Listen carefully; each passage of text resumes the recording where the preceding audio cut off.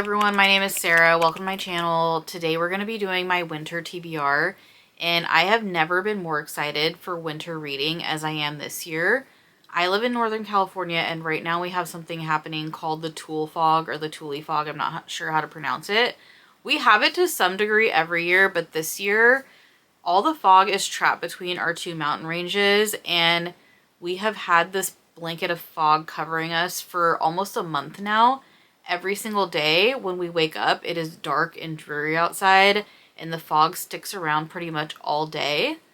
And a lot of people aren't liking it. I'm personally loving it. I feel like we're living in a Bronte sister novel, and it is just setting up the perfect atmosphere for spooky winter reading. So of course it is influencing my TBR a lot. We got our first little bit of sun today in a while, and everyone's super excited about it, and I'm personally not. I would prefer this fog to stick around all winter if it can. I'll just take some vitamin D. I cannot believe that we're actually having a real winter this year, and I hope it never goes away. So we're gonna get into the TBR right now, and hopefully you'll see that it is influencing it quite a bit. So the first two books I'm gonna cover are my Christmas reads for this year. So usually going into Christmas every year, I will reach for more of like Hallmark romance type books, and I always think I'm going to like them because I love those types of movies. I love a cheesy romance movie and I love a cheesy romance book, so that just seems like the perfect combination for me, and every single year it never works out. I hardly ever finish them, and I really don't know what it is because I have nothing against a cheesy romance, but something about the cheesy Christmas romance, it just never works for me. So we're going to switch gears this year and try something different. And we're going to read Krampus by Brom. If you watch Heather McClary, then you've heard of Brom, and you've probably heard of this book as well. It follows a musician living in West Virginia, so that's already really interesting to me. I feel like we don't see a lot of stories take place in that area. So this musician, somehow he gets wrapped up in the feud between Krampus and Santa Claus. And that sounds both scary and hilarious to me of a concept. I don't really know a lot about Krampus. I love horror novels, but I just cannot watch horror movies, so I've never watched that Krampus movie.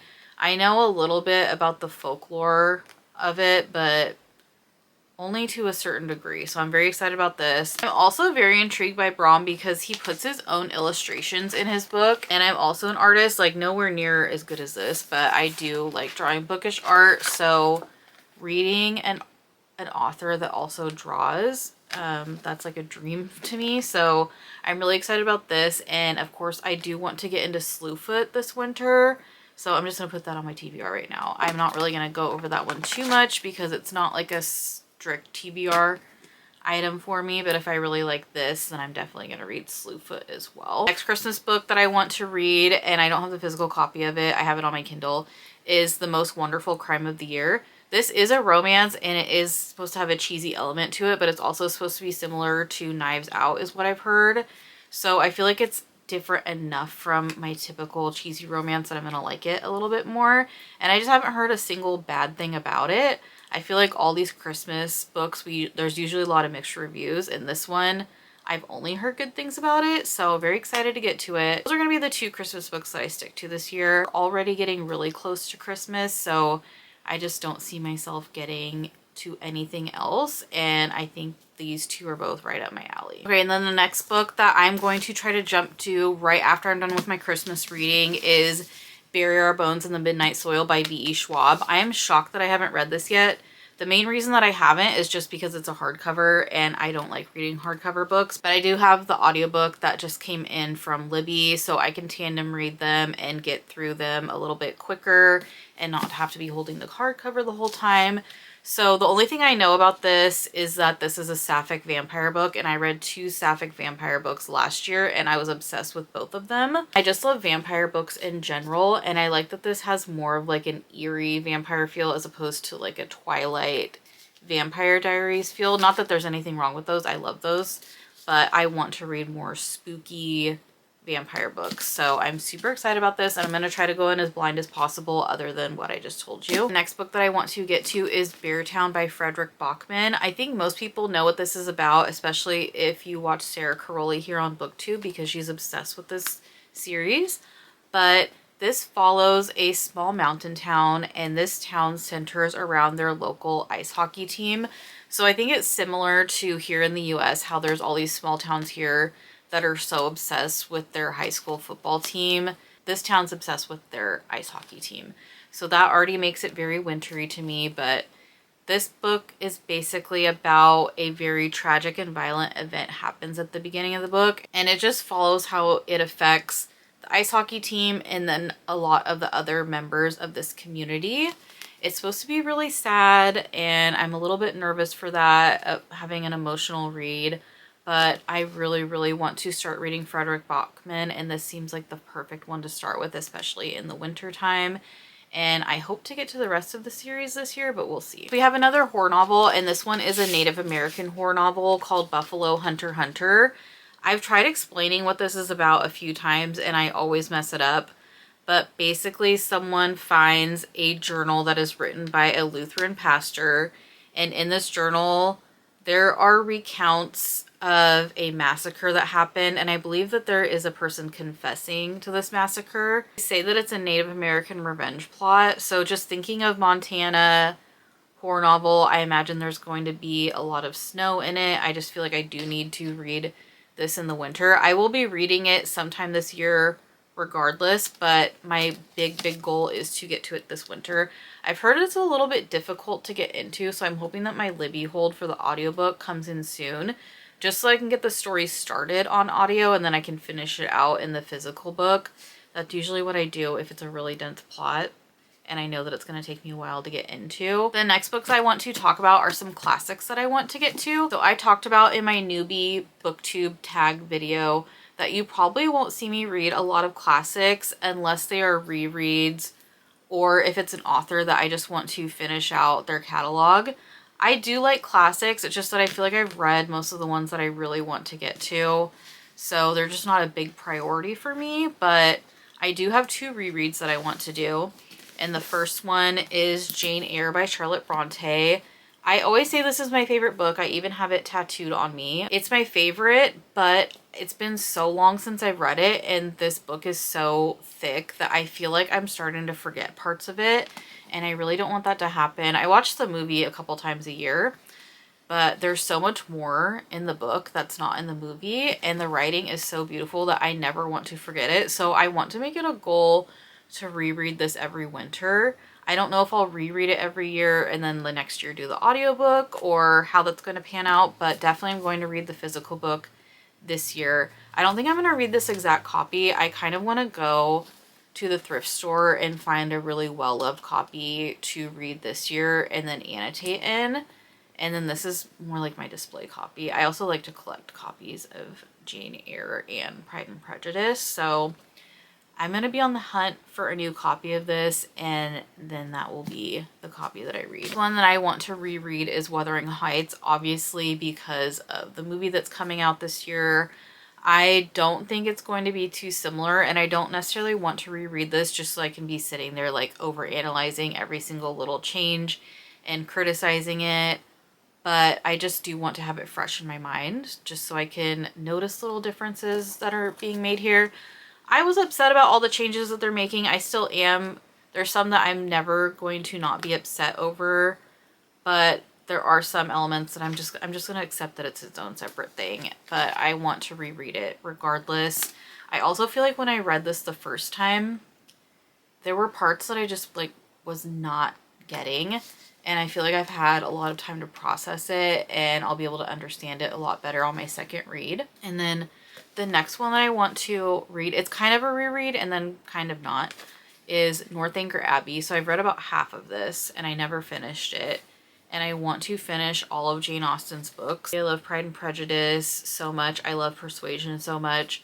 So I want to finish her books. And this, if you don't know, is more of a satire of Gothic literature. A lot of Jane Austen's books are like light satire about a woman that is obsessed with Gothic literature, and she's kind of always making up all these scenarios in her head. And if I remember right, she meets a man and she's convinced that he murdered someone or something like that. It's supposed to be really funny because she's just convincing herself, like, ever around her that she's living in a gothic novel when she's probably not. I also want to get to If We Were Villains by ML Rio. I love Dark Academia, but I haven't read the big two Dark Academias, which are If We Were Villains and A Secret History. I do want to get to A Secret History, but also it just seems really daunting to me, and I hear a lot of people say that they don't really like it. I hear a lot of mixed reviews, so I'm going to get to it, but I definitely have been putting it off. This one I feel like I would really, really like. It's about 7 different theater students that are obsessed with Shakespeare, and the roles that they play on stage, they also assume those roles in real life, and it just seems really silly and pretentious to me, and I love reading about characters like that. There's also a murder that happens, and they have to try to convince the police that they are innocent in this, but obviously they're a kind of a strange group of people, so they're not really convincing anyone. So I love the murder mystery element to that, and I am really excited to finally get to it. It was on my 10 before the end last year, and I never stuck to TBR, so I didn't get to it. But this year, I'm sticking to it, and I'm going to read this book. I do wish that I had the old cover with the skull on it, but I have this one, which, I mean, I like it too. Hopefully get to this one very soon. The next book on my TBR is a fantasy called Throne in the Dark. Now, I haven't really been into this type of romantasy. I almost thought that I didn't want to read any fantasy at all, period, anymore. But I just finished The Night and the Moth, and I'm almost finished with The Raven Scholar, and those have been some of my favorite books of the whole year. So I am going to give this a shot, and this kind of romantasy a shot again, just to see if I like it. I know we've all seen this guy so many times. Just something about this cover really intrigued me. I really like the purple, and I really like the whimsy kind of look to it. And all I know about this is this guy's dad is a demon, and so he's literally a demon spawn.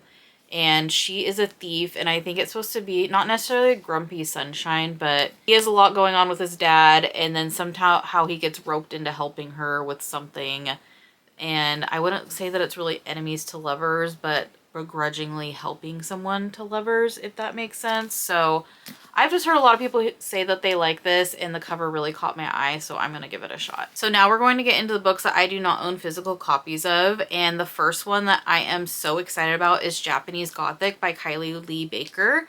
I read her book Bat Eater and Other Names for Cora Zhang earlier this year, and I am obsessed with it. It was one of the best books that I read this year, and this is another horror novel by her. It follows a man in present-day New York, and he is trying to flee to Japan to escape a murder.